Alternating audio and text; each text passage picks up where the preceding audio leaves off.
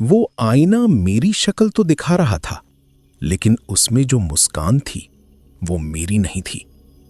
मेरी उंगलियां उसकी कांच की सतह पर जमी हुई थीं और दूसरी तरफ से कोई उन उंगलियों को सहला रहा था। 4 साल हो गए इस बात को। आज मैं 28 साल की हूं, लेकिन जब भी बाहर तेज बारिश होती है या बादलों के गरजने की आवाज आती है, मेरी रूह कांप जाती है। ये कहानी किसी और की नहीं, मेरी अपनी है। मैं और मेरी सहेली स्नेहा आज भी उस रात के मलबे से बाहर नहीं निकल पाए हैं। हम दोनों जिंदा तो हैं, लेकिन हमारे भीतर का कुछ हिस्सा उसी बांदा की पुरानी हवेली में हमेशा के लिए दफन हो गया। रोहन, हमारा सबसे प्यारा दोस्त, वो वहीं छूट गया। पुलिस ने उसे लापता मान लिया, लेकिन मैं और स्नेहा जानती हैं कि वो कहाँ है। वो आज भी उस आईने के पीछे की दुनिया में कहीं भटक रहा होगा, उसी अंधेरे में। ये सब तब शुरू हुआ जब मैं 24 साल की थी। मेरे दादाजी के गुजरने के बाद हमारे परिवार को उत्तर प्रदेश के बांदा जिले के बाहरी इलाके में स्थित एक पुरानी हवेली विरासत में मिली थी। वो हवेली पिछले 40 सालों से बंद पड़ी थी। घर के लोग उसे बेचना चाहते थे, लेकिन वहां जाकर उसकी हालत का मुआयना करने की फुर्सत किसी के पास नहीं थी। मैंने सोचा कि मैं खुद जाकर देख आती हूँ। जब मैंने कॉलेज के अपने 2 सबसे पक्के दोस्तों रोहन और स्नेहा को इसके बारे में बताया, तो उन्होंने तुरंत कहा कि वे भी मेरे साथ चलेंगे। हमारे लिए वो एक एडवेंचर जैसा था। हम लोगों ने सोचा था कि 2-3 दिन वहां रुकेंगे, हवेली की तस्वीरें लेंगे, जरूरी कागजी कार्रवाई की नींव रखेंगे और वापस दिल्ली लौट आएंगे। बांदा पहुंचते पहुंचते शाम के करीब 6 बज रहे थे। मौसम अचानक से बदलने लगा था। जून की वो उमस भरी गर्मी अचानक एक भयानक तूफान में बदल गई। आसमान में ऐसे काले बादल घिरे कि दिन में ही रात का एहसास होने लगा। हवा इतनी तेज थी कि सड़क के किनारे लगे पेड़ बुरी तरह से झूल रहे थे। देखते ही देखते मूसलाधार बारिश शुरू हो गई। हमारी कार के वाइपर पूरी रफ्तार पर चल रहे थे, लेकिन फिर भी सामने का कुछ दिखाई नहीं दे रहा था। हवेली की तरफ जाने वाली सड़क कच्ची थी और भारी बारिश के कारण वो पूरी तरह से कीचड़ में तब्दील हो चुकी थी। हवेली से महज कुछ 100 मीटर पहले हमारी कार का पहिया एक गहरे गड्ढे में फंस गया। रोहन ने इंजन को बहुत रीस दी, लेकिन गाड़ी वहीं जाम हो गई। बाहर बिजली कड़क रही थी और बारिश का शोर इतना ज्यादा था कि हमें एक दूसरे की बात सुनने के लिए चिल्लाना पड़ रहा था। रोहन ने कहा कि गाड़ी में बैठे रहने का कोई फायदा नहीं है, क्योंकि पानी का स्तर बढ़ रहा है। सामने ही पेड़ों की झुरमुट के पीछे उस पुरानी हवेली का ढांचा धुंधला सा दिखाई दे रहा था। हम तीनों ने अपने बैग उठाए, फोन की फ्लैशलाइट ऑन की और कार से बाहर निकल आए। बारिश की बूंदें सुइयों की तरह चुभ रही थीं। जब हम हवेली के मुख्य दरवाजे पर पहुंचे तो हमारे कपड़े पूरी तरह भीग चुके थे और हम ठंड से कांप रही थी। हवेली का मुख्य दरवाजा बहुत बड़ा और भारी लकड़ी का बना था, जिस पर एक बड़ा सा जंग लगा हुआ ताला लटका था। रोहन ने पास पड़े एक भारी पत्थर से उस ताले पर 2-3 बार वार किया और वो सड़ चुका ताला टूट गया। जैसे ही हमने दरवाजा ढकेला, एक अजीब सी चरमराहट की आवाज गूंज उठी। अंदर कदम रखते ही एक अजीब सी गंध नाक से टकराई, जैसे बरसों से जमा गीली राख और सड़ी हुई लकड़ी की महक मिक्स हो गई हो। हवेली के भीतर का सन्नाटा बाहर के तूफान से भी ज्यादा डरावना था। प्लास्टर दीवारों से इस तरह उखड़ रहा था जैसे किसी बीमार शरीर की चमड़ी निकल रही हो। स्नेहा को शुरू से ही वहां कुछ ठीक नहीं लग रहा था। उसने मेरा हाथ कसकर पकड़ रखा था और उसकी उंगलियां डर के मारे ठंडी पड़ रही थीं। रोहन ने माहौल को हल्का करने के लिए कहा कि चलो भाई, भूतिया हवेली में आपका स्वागत है, लेकिन उसकी आवाज भी उस विशाल आंगन में गूंजकर गायब हो गई, जिससे एक अजीब सा डर और बढ़ गया। हमने तय किया कि हम हवेली के सबसे अंदरूनी हिस्से वाले कमरे में रुकेंगे, क्योंकि वहां हवा का झोंका कम आ रहा था और छत भी सुरक्षित लग रही थी। हम टॉर्च की रोशनी में आगे बढ़ते हुए उस कमरे तक पहुंचे। वो कमरा शायद कभी हवेली का मुख्य शयन कक्ष रहा होगा। कमरे के बीचों बीच एक पुरानी टूटी हुई लकड़ी की खाट पड़ी थी और चारों तरफ धूल की मोटी परत जमी थी। लेकिन उस कमरे के कोने में एक ऐसी चीज थी जिसने हमारा ध्यान अपनी तरफ खींचा। वहां एक आदमकद, फर्श से लेकर छत तक छूता हुआ एक बड़ा सा आईना था। उसका फ्रेम पीतल का था, जिस पर बारीक नक्काशी की गई थी। अजीब बात यह थी कि जहां पूरे कमरे में हर एक चीज धूल और मकड़ी के जालों से पटी पड़ी थी, वो आईना बिल्कुल साफ था। उसका कांच इतना चमकदार था जैसे किसी ने अभी अभी उसे साफ किया हो। मुझे थोड़ा अजीब सा लगा। मैंने रोहन से कहा कि देख, पूरी हवेली में इतनी धूल है, पर यह आईना इतना साफ कैसे है? रोहन ने हंसते हुए कहा कि हो सकता है यहाँ की हवा का रुख ऐसा हो कि धूल इस कोने तक ना पहुंचती हो। स्नेहा ने कहा कि जो भी हो, मुझे इस आईने के सामने खड़े होने में डर सा लग रहा है। मैंने भी उसकी बात को नजरअंदाज किया और हम तीनों ने कमरे के फर्श पर एक साफ कपड़ा बिछाया और वहां बैठ गए। रोहन ने एक पुरानी इमरजेंसी लाइट जलाई जिससे कमरे में हल्की पीली रोशनी फैल गई।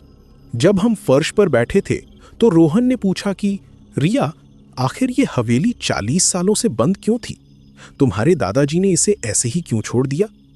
मैंने अपने बैग से बिस्कुट का पैकेट निकालते हुए कहा कि पापा बताते थे कि 1983 में यहाँ कुछ ऐसा हुआ था जिसके बाद पूरा परिवार रातों रात इस हवेली को छोड़कर चला गया था। क्या हुआ था ये कभी किसी ने खुलकर नहीं बताया। बस इतना कहा जाता था कि इस हवेली की दीवारों में कुछ ऐसा है जो इंसानों को लील जाता है। तब हम इस बात पर हंसे थे, लेकिन अब उस कमरे के सन्नाटे में वो बात याद आती ही मेरे रोंगटे खड़े हो रहे थे। रात के करीब 11 बजे होंगे। बाहर तूफान और उग्र हो चुका था। बिजली के कड़कने से पूरा कमरा बार बार सफेद रोशनी से नहा जाता था। मैं अपनी गीली कुर्ती बदलने के लिए उस आईने के पास रखे अपने बैग की तरफ बढ़ी। कपड़े निकालते वक्त मेरी नज़र अनजाने में आईने पर पड़ी। कमरे में इमरजेंसी लाइट की मध्यम रोशनी थी, इसलिए आईने में मेरा अक्स थोड़ा धुंधला दिख रहा था। मैंने अपने बिखरे बालों को ठीक करने के लिए हाथ उठाया। मैंने आईने में देखा कि मेरा अक्स भी बाल ठीक कर रहा था, लेकिन जैसे ही मैंने हाथ नीचे किया और अपनी पलकें झपकाईं, मुझे लगा कि आईने के अंदर जो मेरी छवि थी उसने अपनी पलकें मेरी पलकों के ठीक आधा सेकंड बाद झपकाईं। मेरा दिल एक पल के लिए रुक सा गया। मैंने दोबारा अपनी आंखें बंद की और खोली। इस बार सब सामान्य था। मैंने खुद को समझाया कि ये सिर्फ मेरी थकान और इस मध्यम रोशनी का धोखा है। दिन भर के सफर और इस डरावने माहौल की वजह से मेरा दिमाग मेरे साथ खेल रहा है। मैं वापस रोहन और स्नेहा के पास आकर बैठ गई, लेकिन मेरे भीतर एक अजीब सी बेचैनी बैठ गई थी। समय बीतता गया। रात के करीब 12:30 बजे रोहन और स्नेहा फर्श पर ही सो गए थे। वे बहुत थक चुके थे। मुझे नींद नहीं आ रही थी। कमरे में सिर्फ हमारी सांसों की आवाज और बाहर बारिश की बूंदों की थपथपाहट थी। अचानक मुझे महसूस हुआ कि कमरे का तापमान बहुत कम हो गया है। जून के महीने में भी मुझे अपनी हड्डियों में एक सुन्न कर देने वाली ठंड महसूस होने लगी। मैं उठकर अपने बैग से एक शॉल निकालने के लिए दोबारा उस आईने की तरफ बढ़ी। इस बार कमरे में सन्नाटा इतना गहरा था कि मुझे अपने ही कदमों की आवाज से डर लग रहा था। जैसे ही मैं आईने के करीब पहुंची, मेरी नजर कांच के भीतर गई। जो मैंने देखा उसने मेरे पैरों तले से जमीन खिसका दी। आईने के भीतर जो कमरा दिख रहा था वो हमारा धूल से भरा अंधेरा कमरा नहीं था। आईने के अंदर एक साफ सुथरा कमरा था। वहां एक लकड़ी की मेज पर मिट्टी के तेल का दिया जल रहा था, जिसकी पीली रोशनी चारों तरफ फैली थी। दीवारों पर साफ पुताई थी और कमरे के कोने में रखी उस खाट पर, जो असलियत में टूटी हुई थी, एक औरत बैठी थी। उसकी पीठ मेरी तरफ थी और वो बहुत धीरे धीरे अपने लंबे काले बालों में कंघी कर रही थी। मेरा पूरा बदन पसीने से भीग गया, जबकि कमरा बर्फ जैसा ठंडा था। मेरी उंगलियां शॉल पर टिकी की टिकी रह गईं, हिलने का नाम ही नहीं ले रही थी। मैंने डरते डरते धीरे से अपना सिर पीछे घुमाया और असली कमरे की तरफ देखा। वहां सिर्फ अंधेरा था। फर्श पर रोहन और स्नेहा सो रही थी और हमारी इमरजेंसी लाइट जल रही थी। वहां कोई दिया नहीं था, कोई औरत नहीं थी। मैंने कांपते हुए वापस आईने की तरफ देखा। वो औरत अभी भी वहीं थी, लेकिन इस बार उसने कंघी करना बंद कर दिया था। आईने के भीतर की उस शांत दुनिया में उसने बहुत धीरे से अपना सिर मेरी तरफ घुमाना शुरू किया।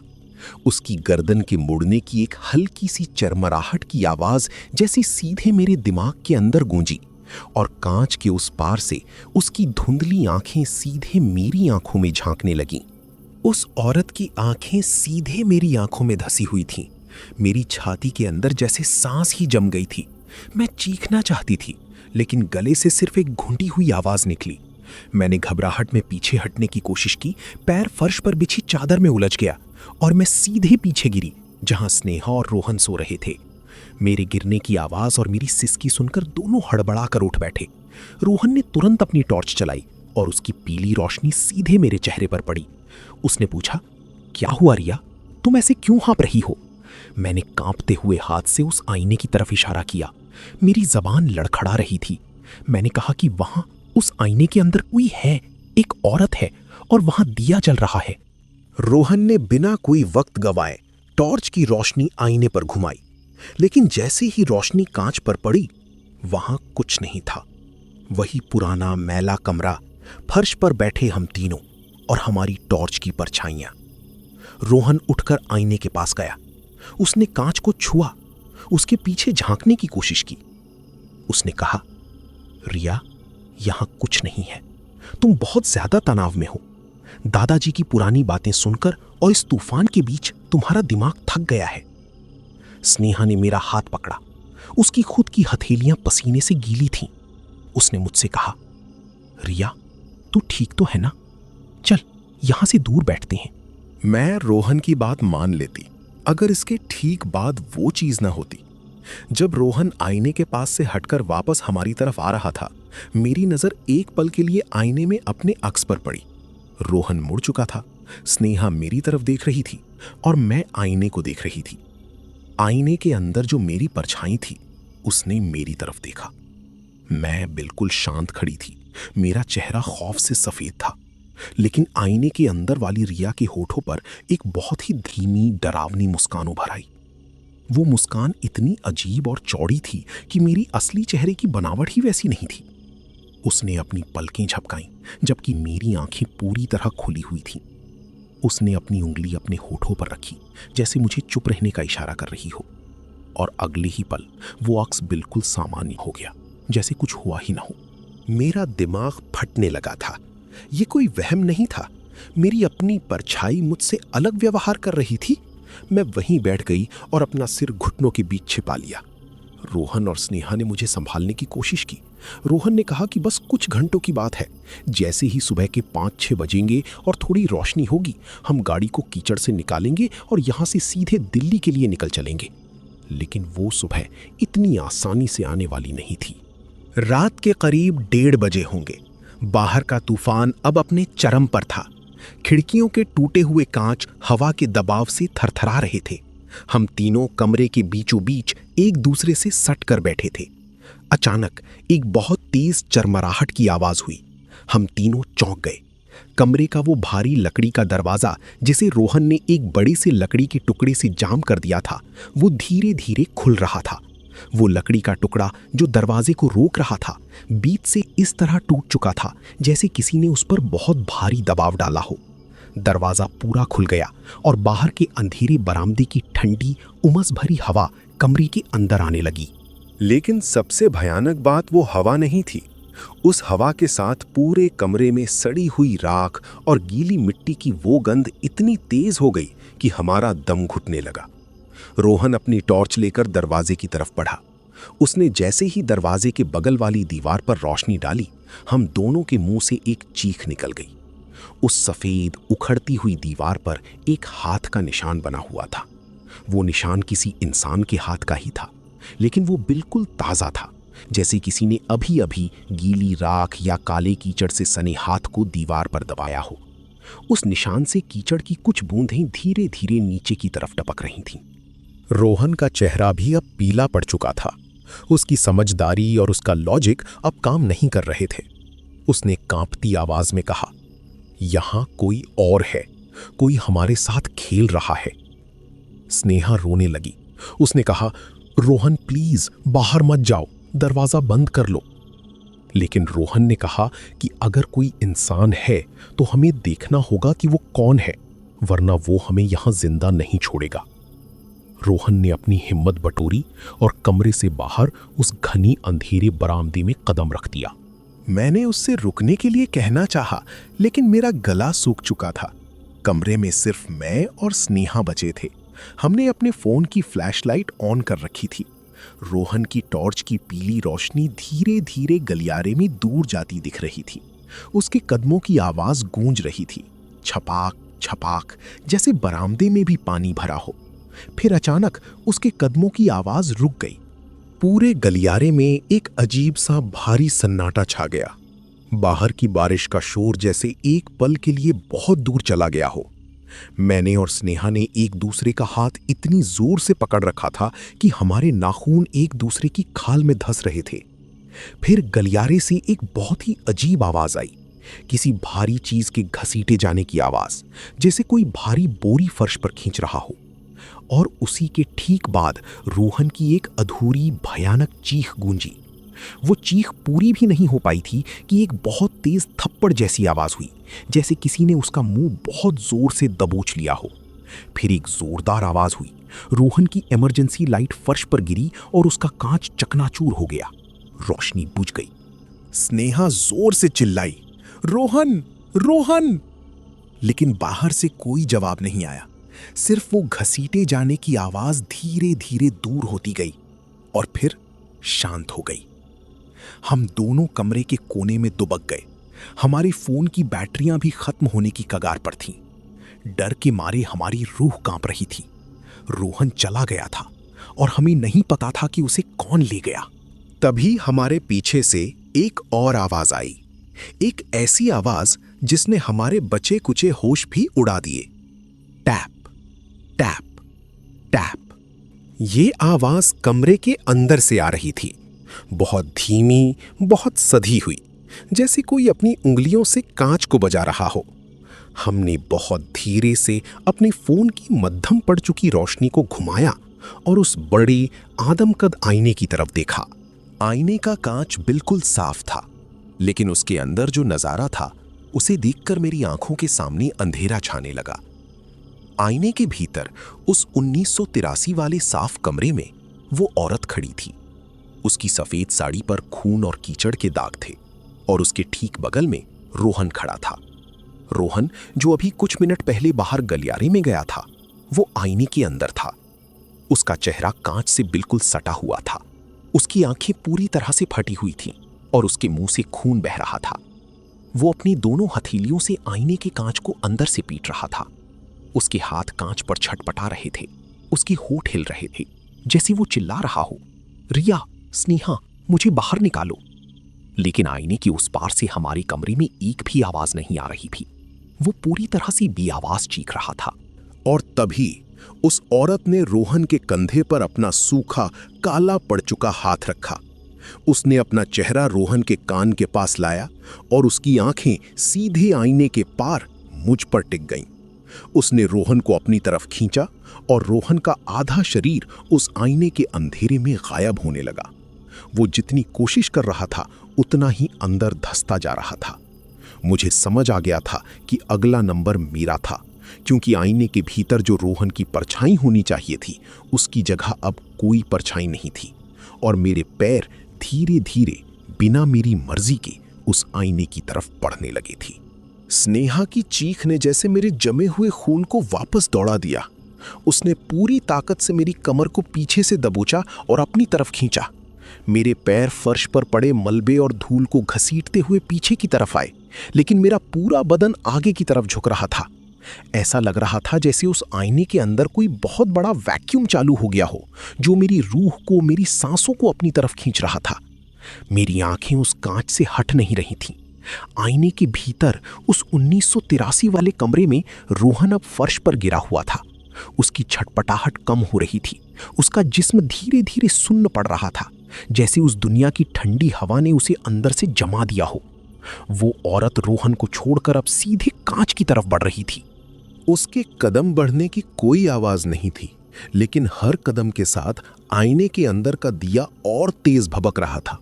स्नेहा रोते हुए चिल्ला रही थी, रिया पीछे हट, क्या कर रही है तू, चल यहां से। लेकिन मेरे पैर भारी हो चुके थे, जैसे उन पर कई मनों का बोझ रख दिया गया हो। मुझे अचानक वो सब बातें याद आने लगीं जो पिछले कुछ घंटों में इस हवेली में हुई थीं, जिन्हें मैंने थकान या वहम समझकर टाल दिया था। जब हम शाम को यहाँ पहुंचे थे तो रोहन ने कहा था कि रसोई वाले हिस्से में एक पुरानी थाली में आधा खाया हुआ खाना पड़ा है जिस पर चींटियां भी नहीं थीं। मुझे लगा था कि शायद हाल ही में कोई चोर या आवारा यहाँ रुका होगा। फिर जब मैं कमरे की तरफ आ रही थी तो अलमारी का वो दरवाज़ा जो पहले बंद था अचानक पूरा खुला हुआ मिला था। वो हम में से किसी ने नहीं खोला था। अब मुझे समझ आ रहा था, वो कोई चोर नहीं था। वो औरत इस आईने के अंदर कैद नहीं थी। वो तो धीरे धीरे हमारी दुनिया में आ रही थी, या यूं कहें कि हमारी दुनिया की चीजें, हमारा वक्त धीरे धीरे उस आईने के भीतर समा रहा था। वो एक अदला बदली थी जो बरसों से रुकी हुई थी। 1983 में जब मेरे दादाजी इस हवेली को छोड़कर भागे थे तो वो कोई भूतिया किस्सा नहीं था। पापा ने एक बार शराब के नशे में चाचा से कहा था कि बुआ अचानक गायब हो गई थीं। उनका कोई सुराग नहीं मिला था। लोग कहते थे कि वो किसी के साथ भाग गईं, लेकिन दादाजी जानते थे कि वो कहीं नहीं गईं। वो इसी कमरे में थीं। और आज 40 साल बाद वो आईना अपनी उस अधूरी अदला बदली को पूरा करने के लिए भूखा बैठा था। वो औरत अब कांच के बिल्कुल करीब आ चुकी थी। हमारी दूरी महज कुछ इंच की थी। बीच में सिर्फ वो पुराना धुंधला सा कांच था। तभी मैंने एक ऐसी चीज देखी जिसने मेरे दिल की धड़कन को पूरी तरह रोक दिया। उस औरत का चेहरा बदल रहा था। उसके चेहरे की झुर्रियां, उसकी सूखी हुई त्वचा, उसकी वो भयानक आंखें, वो धीरे धीरे पिघल रही थीं, जैसे मोम पिघलता है। और उस पिघलते हुए चेहरे के पीछे से जो नई शक्ल उभर रही थी वो किसी और की नहीं, मेरी थी। उसकी नाक, उसकी ठुड्डी, यहाँ तक कि उसके माथे का वो छोटा सा तिल, सब कुछ बिल्कुल मेरे जैसा होता जा रहा था। वो मेरी नकल नहीं कर रही थी, वो मेरी पहचान को चुरा रही थी। स्नेहा ने मुझे पीछे खींचने के लिए अपनी पूरी ताकत लगा दी। हम दोनों पीछे की तरफ गिरे। आईने से मेरा संपर्क टूटते ही मेरे फेफड़ों में हवा वापस लौटी। मैं जोर जोर से हाँफने लगी। स्नेहा का पूरा चेहरा आंसुओं और पसीने से भीगा हुआ था। उसने कहा, रिया, रोहन अंदर है। हम क्या करें? हम उसे कैसे निकालें? मेरी हिम्मत जवाब दे चुकी थी। मैंने कहा, स्नेहा, वो रोहन नहीं है। वो जो भी है अब उस आईने का हिस्सा बन चुका है। हमें यहाँ से भागना होगा अभी। अगर हम यहाँ और रुके तो हम दोनों में से कोई भी सुबह का सूरज नहीं देख पाएगा। हम दोनों उठ खड़े हुए। कमरे का दरवाजा खुला हुआ था और बाहर का गलियारा उस काले सन्नाटे में डूबा था जहां रोहन गायब हुआ था। हमारे पास अब कोई टॉर्च नहीं थी। सिर्फ मेरे फोन की आखिरी 5% बैटरी बची थी, जिसकी फ्लैशलाइट बार बार टिमटिमा रही थी। जैसे ही हम दरवाजे की तरफ बढ़े, पूरे कमरे में एक बहुत तेज गड़गड़ाहट हुई। ये बादलों के गरजने की आवाज नहीं थी। ये आवाज हवेली की दीवारों के अंदर से आ रही थी, जैसे उसकी पुरानी ईंटें एक दूसरे से रगड़ खा रही हों। अचानक कमरे की धूल उड़ने लगी। फर्श पर जमी 40 साल पुरानी राख हवा में तैरने लगी। मेरी आंखों में जलन होने लगी। मैंने अपनी आंखें मली और जब खोली तो मेरा दम घुट गया। हमारे आसपास की दीवारें बदल चुकी थीं। दीवारों का वो उखड़ता हुआ प्लास्टर गायब हो चुका था। उन पर एक नया हल्के नीले रंग का पेंट चमक रहा था। फर्श की वो टूटी हुई खाट गायब थी। उसकी जगह एक नया नक्काशीदार पलंग बिछा हुआ था, जिस पर साफ सुथरी चादर थी। कमरे के कोने में मिट्टी के तेल का वो दिया जल रहा था, जिसकी महक अब सड़ी हुई राख जैसी नहीं बल्कि चमेली के तेल जैसी थी। हम हवेली के उस पुराने कमरे में नहीं थे। हम 1983 के उस कमरे में खड़े थे जो आईने के अंदर दिख रहा था। स्नेहा चीख पड़ी, रिया, ये क्या हो रहा है? हम कहाँ आ गए? मैंने घबराकर पीछे मुड़कर देखा। जहां वो आईना होना चाहिए था वहां अब एक खिड़की थी, और उस खिड़की के पार हमारी दुनिया थी। उस खिड़की के पार धूल से भरा वो पुराना कमरा दिख रहा था, जहां फर्श पर हमारा सामान बिखरा पड़ा था। हमारी इमरजेंसी लाइट के टूटे हुए कांच के टुकड़े वहां चमक रहे थे।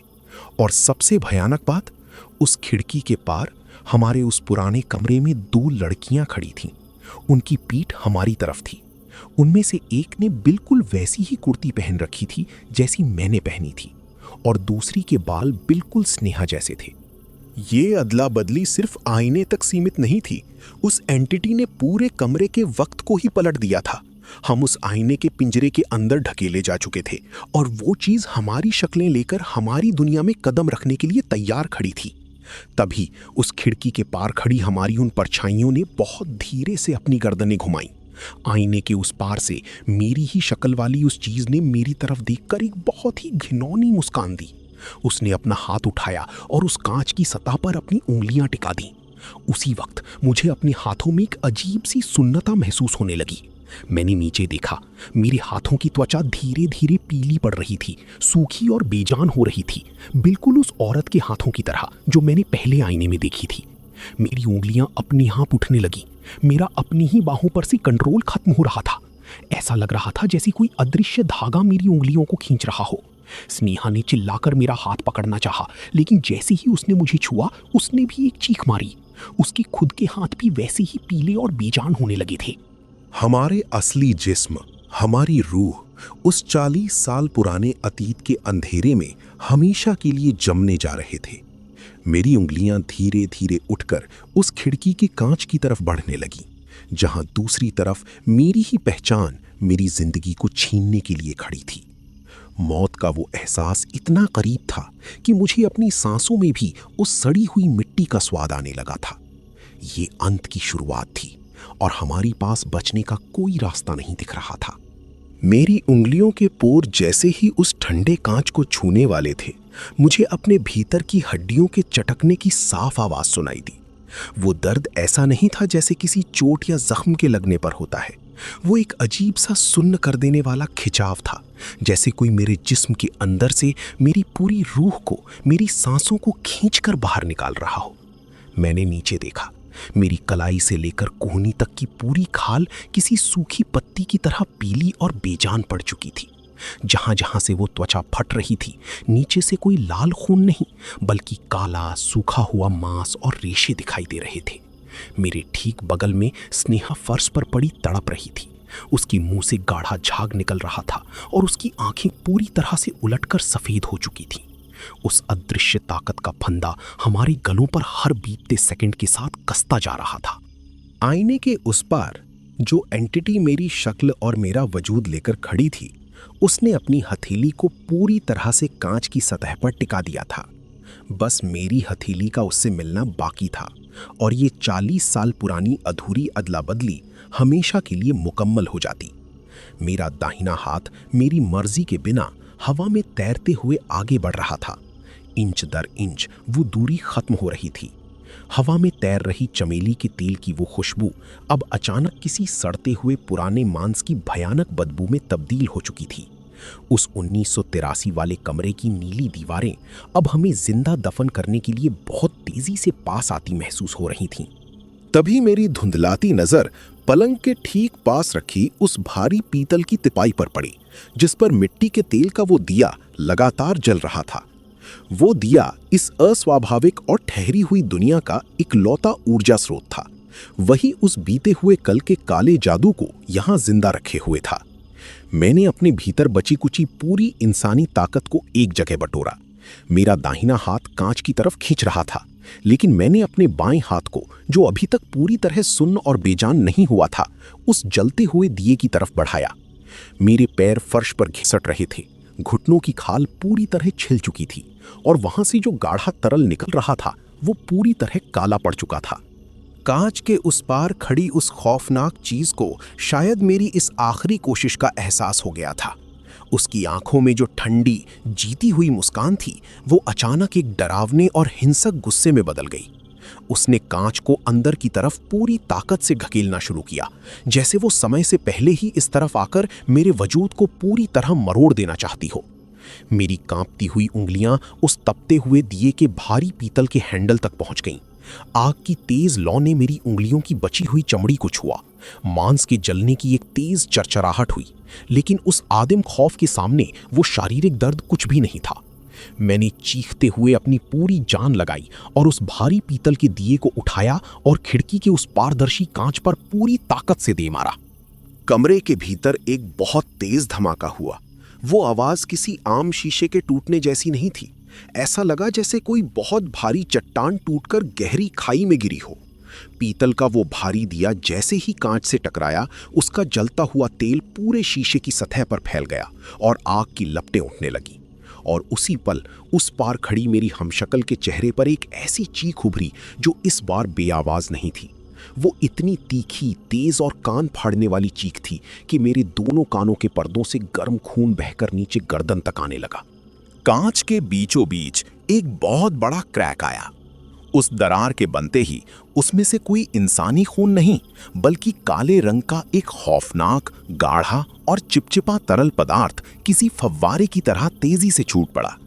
वो खौफनाक लिक्विड सीधे मेरे चेहरे और छाती पर आकर गिरा, जिससे मेरी त्वचा किसी तेजाब की तरह जलने लगी। लेकिन मैंने रुकना नहीं चुना। मुझे पता था कि यही हमारा आखिरी मौका था। मैंने अपनी पीली पड़ चुकी बाईं कोहनी को मोड़ा और उस दरार वाले हिस्से पर दोबारा पूरी ताकत से प्रहार किया। मेरी कोहनी की हड्डी के टूटने की एक तेज आवाज आई। वो खाल को बुरी तरह फाड़कर बाहर आ गई। उसका सफेद नुकीला सिरा साफ दिख रहा था, लेकिन उस भयानक वार ने अपना काम कर दिया था। वो पूरा का पूरा आदमकद कांच एक ही पल में हजारों टुकड़ों में बिखर गया। जैसे ही वो शीशा पूरी तरह टूटा, कमरे के भीतर एक बहुत बड़ा वैक्यूम ब्लास्ट हुआ। हमें ऐसा महसूस हुआ जैसे किसी अदृश्य हाथ ने हमें बहुत ऊंचाई से नीचे किसी अंधेरे कुएं में फेंक दिया हो। एक पल के लिए छाती के अंदर सांस पूरी तरह रुक गई। आंखों के सामने मुकम्मल स्याह अंधेरा छा गया और फिर हम बहुत जोर से किसी बेहद सख्त और ठंडे फर्श पर आ गिरे।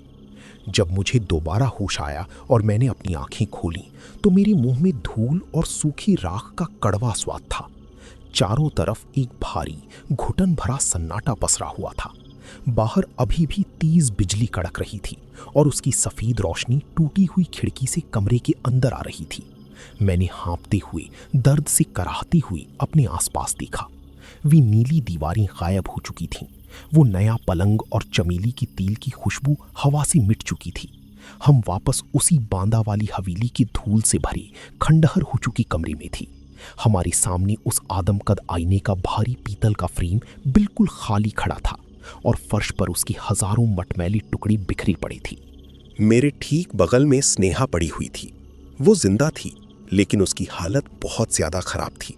शीशे का एक बहुत बड़ा नुकीला टुकड़ा उसके दाहिने कंधे को आर पार कर चुका था, जहां से गहरा लाल इंसानी खून बहकर फर्श की 40 साल पुरानी धूल को गीला कर रहा था। मेरा खुद का बायां हाथ पूरी तरह से जल चुका था और टूटी हुई कोहनी के पास से खून की धार चल रही थी। लेकिन हमारी खाल का वो पीलापन, वो चुड़ैल जैसा सूखापन अब पूरी तरह गायब हो चुका था। हम अपनी असली दुनिया और अपने समय में वापस आ चुके थे। रोहन वहां कहीं नहीं था। आईने के उस मलबे में, उस खाली कमरे में उसका कोई नामो निशान नहीं बचा था। वो उस पार ही छूट गया था। मैंने कांपते हुए हाथों से बेहोश स्नेहा को अपने सहारे उठाया। हम दोनों एक दूसरे को घसीटते हुए, रेंगते हुए उस कमरे से बाहर निकले। उस अंधेरे गलियारे में जहां रोहन को खींचकर ले जाया गया था, अब सिर्फ बारिश का गंदा पानी भरा हुआ था। हम हवेली के मुख्य दरवाजे से बाहर आए और उस खौफनाक तूफान के बीच कीचड़ से भरी सुनसान सड़क पर पागलों की तरह भागने लगे। हमारे पैर पत्थरों से कट रहे थे, खून बह रहा था, लेकिन हम पीछे मुड़कर देखने की हिम्मत नहीं कर पा रहे थे। सुबह के करीब 4 बजे बांदा चिल्ला हाईवे के पास कुछ ट्रक ड्राइवरों ने हमें इस अधमरी हालत में देखा। उन्होंने दया करके पुलिस को खबर की। जब पुलिस हमें लेकर जिला अस्पताल पहुंची तो हमारी भयानक चोटें और शरीर के जख्म देखकर डॉक्टर भी बुरी तरह हैरान थे। उन्होंने हमसे बार बार पूछा कि ये सब कैसे हुआ, किसने किया, लेकिन हमारे पास उनके सवालों का कोई तार्किक जवाब नहीं था। पुलिस की एक टीम जांच के लिए उस हवेली में भी गई थी। उन्होंने रोहन की तलाश में पूरा इलाका छान मारा, लेकिन उन्हें वहां कुछ नहीं मिला। उन्हें सिर्फ उस अंदरूनी कमरे में एक टूटा हुआ पुराना आईना और फर्श पर बिखरा हुआ हमारा सामान मिला। पुलिस ने केस दर्ज किया, रोहन को आधिकारिक तौर पर लापता घोषित कर दिया और कुछ महीनों बाद उस फाइल को हमेशा के लिए बंद कर दिया गया। आज इस खौफनाक घटना को पूरे 4 साल बीत चुके हैं। मैं और स्नेहा आज भी दिल्ली के एक छोटे से अपार्टमेंट में साथ रहते हैं। हम दोनों ने कभी शादी नहीं की, कभी किसी नए दोस्त या रिश्तेदार को अपनी इस अधूरी जिंदगी में आने नहीं दिया। हमारे जिस्म के वे घाव तो वक्त के साथ भर गए, लेकिन मेरी कोहनी का वो टेढ़ा निशान और स्नेहा के कंधे का वो गहरा स्कार आज भी हमें हर पल उस काली रात की याद दिलाता है। हम दोनों के कमरों में आज एक भी आईना नहीं है। हमारे पूरे घर के सारे शीशे हमने खुद अपने हाथों से हटा दिए हैं। यहां तक कि बाथरूम में भी हम बिना आईने के ही अपना चेहरा देखे बिना काम चलाते हैं। स्नेहा अब रात को चैन से सो नहीं पाती। वो अक्सर आधी रात को अचानक उठकर बैठ जाती है और खिड़की के कांच को पागलों की तरह घूरने लगती है। उसे लगता है कि कोई बाहर अंधेरे में खड़ा होकर कांच को अपनी उंगलियों से खटखटा रहा है। और मैं जब भी कभी बाहर बाजार जाती हूँ और किसी दुकान की बड़ी कांच वाली खिड़की में अनजाने में अपनी परछाई देख लेती हूँ, मेरा दम घुटने लगता है।